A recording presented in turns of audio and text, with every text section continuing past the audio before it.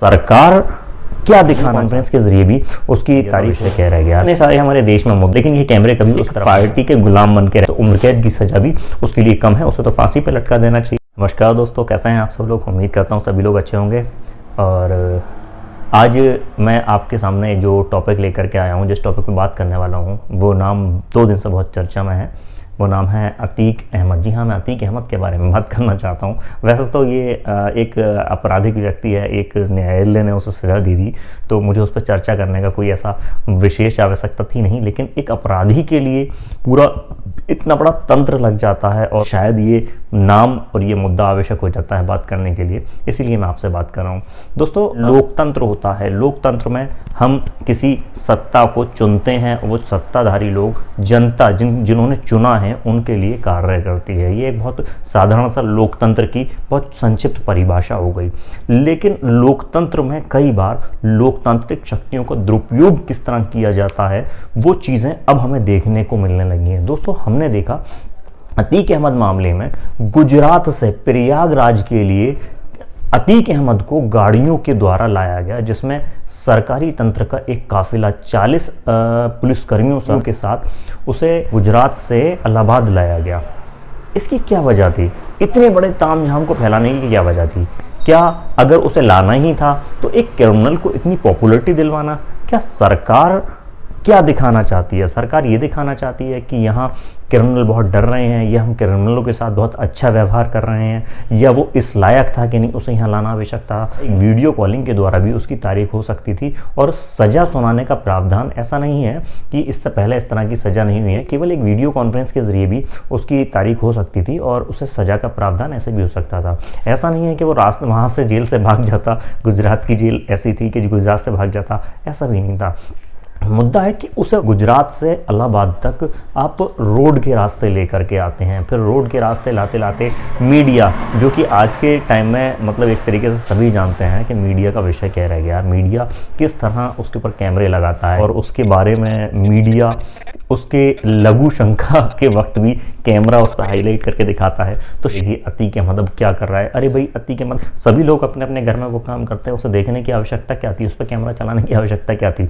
इतने सारे हमारे देश में मुद्दे हैं, इतने सारी प्रॉब्लम्स हैं, लेकिन ये कैमरे कभी उस तरफ नहीं घूमते, क्योंकि ये किसी एक पार्टी के गुलाम बन के रह गए। क्योंकि चैनल चलाना है तो जाहिर सी बात है इन लोगों को एक ही विषय पर बात करनी पड़ेगी, इनकी भी मजबूरी है, इन्हें अपनी रोजी रोटी अपनी चलानी है, तो किसी ना किसी सत्ताधारी पक्ष के दबाव में इन्हें काम करना पड़ता है। लेकिन यहाँ मैं बात करता हूँ अतीक अहमद को जो इस तरह लाया गया, ये सरकार का क्या दिखाने का मकसद था, ये समझ नहीं आया। हाँ, मैं जानता हूँ किसी भी क्रिमिनल के साथ एक इस तरह का व्यवहार करना कि उसे गुजरात से इलाहाबाद तक लाना, क्या मतलब है इसका? इसका कोई मतलब नहीं था। क्रिमिनल है, सीधी सी बात है, जेल में पड़ा रहेगा, उससे सजा हो जाती है ऑनलाइन ही। लेकिन ऐसा नहीं किया गया। उसके लिए तमाम तामझाम 4 दिन से पहले तैयारियां हुई, पुलिस वाले नियुक्त करे गए, कहाँ उसकी गाड़ियां बदली जाएंगी, कहाँ उसे खाना खिलाया जाएगा, सारी चीज़ें तय हुई। भाई, अगर इतना रुपया उस एक क्रिमिनल को गुजरात से इलाहाबाद लाने के लिए इतना रुपया वेस्ट किया गया, इतना तामझाम सोचा गया, इतनी तंत्र को लगाया गया, अगर केवल इतना ही तामझाम और इतनी सोच किसी सकारात्मक रास्ते पर लगा दी जाती, तो मुझे लगता है एक नहीं अनेक व्यक्तियों का अच्छा खासा भला हो जाता। लेकिन सत्ता के जो लोग हैं, उन लोगों को लगता है कि नहीं, हम ये काम करेंगे तो जनता में इससे हमारा बहुत बड़ा प्रभाव पड़ेगा। अतीक अहमद का कोई ऐसा नहीं है कि ये पहला मामला था, उसके ऊपर बहुत सारे केस हैं और वो पहले से काफ़ी लंबे समय से जेल में रहा भी है। तो इसमें कोई बहुत बड़ी चीज़ नहीं है कि भाई उसको अब सजा हुई। क्रिमिनल है तो जाहिर सी बात है, और हमें अपने न्यायालयों पर पूरा विश्वास है कि अगर उसने क्राइम किया है तो उसे न्यायालय के द्वारा सजा मिलना आवश्यक है, ताकि हमारे समाज में क्राइम के प्रति एक नफरत और एक ऐसी भावना जागृत रहे कि हमें समाज में क्राइम से बचना है। लेकिन अगर हम बात करते हैं कि अतीक अहमद ऐसा इतने सारे कैमरों पे दिखाया जा रहा है, कैमरों के सामने उसके सामने लगाए जा रहे हैं, इन चीज़ों का कोई मतलब नहीं होता। ये केवल एकमात्र इस तरीके का संसाधन का दुरुपयोग करना हो गया। जिस तरह से आपने देखा कि अतीक अहमद को लघु शंका के दौरान कैमरों को जूम करके उसके ऊपर डाले जा रहे थे, क्या ये उचित है? मैं किसी क्रिमिनल का समर्थन नहीं कर रहा, मैं सिर्फ एक सवाल कर रहा हूँ। मुझे नहीं लगता कि ये आवश्यक था।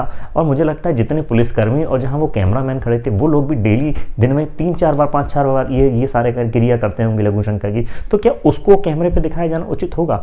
ये एक अव्यावहारिक चीज़ थी। और हाँ, अगर उसने गलत काम किया है तो कानून के द्वारा उसे सजा दिलाना आवश्यक है। और बात रही कुछ राजनीतिक लोगों की कि भाई गाड़ी पलटना किसी के हाथ में नहीं है, तो मैं आपको बता दूं, गाड़ी पलटना किसी के हाथ में है। ये एक बहुत महत्वपूर्ण जिम्मेदारी होती है कि अगर आप किसी भी व्यक्ति को न्यायालय के सामने पेश करने के लिए लेकर के जा रहे हैं तो रास्ते में उसकी सुरक्षा की जिम्मेदारी प्रशासन की होती है। तो ये वाहियात बातें थी जो इस तरह की बातें हो रही थी। और हाँ, जिस तरह से उसे लाया जा रहा था केवल ये दिखाने के लिए कि भाई उसे जो उम्र कैद की सज़ा हुई है उसे बहुत बड़ी सज़ा हो गई, तो उसने किसी की हत्या की थी तो उम्र कैद की सज़ा भी उसके लिए कम है, उसे तो फांसी पर लटका देना चाहिए था। ऐसा सोचना एक जिस परिवार का व्यक्ति का मर्डर होता है या हत्या होती है तो उस परिवार का सोचना यही होगा क्यों ना इसके लिए फांसी की सज़ा होती। तो जिसके द्वारा ये कांड किया जाता है, जिसके द्वारा भी ये अंजाम दिया जाता है, जो उसके मुख्य आरोपी होते हैं उसको कड़ी से कड़ी सजा मिले। यूपी सरकार को इतना रुपया वेस्ट ना करके इसको वहीं गुजरात में रहने दिया जाता और उसके बाद इसे वहीं से वीडियो कॉन्फ्रेंसिंग के द्वारा इसकी पेशी कराई जाती और उसी दौरान जो भी सजा का प्रावधान था वो पूर्ण किया जाता। क्योंकि अभी भी अतीक अहमद को उत्तर प्रदेश जेल में नहीं रखा जाना है। अभी भी जो प्रशासन का जो पेच है, जो दांव है अगला, वो यही है कि अतीक अहमद को गुजरात जिस जेल से लाया गया था वहीं जेल में पहुंचा।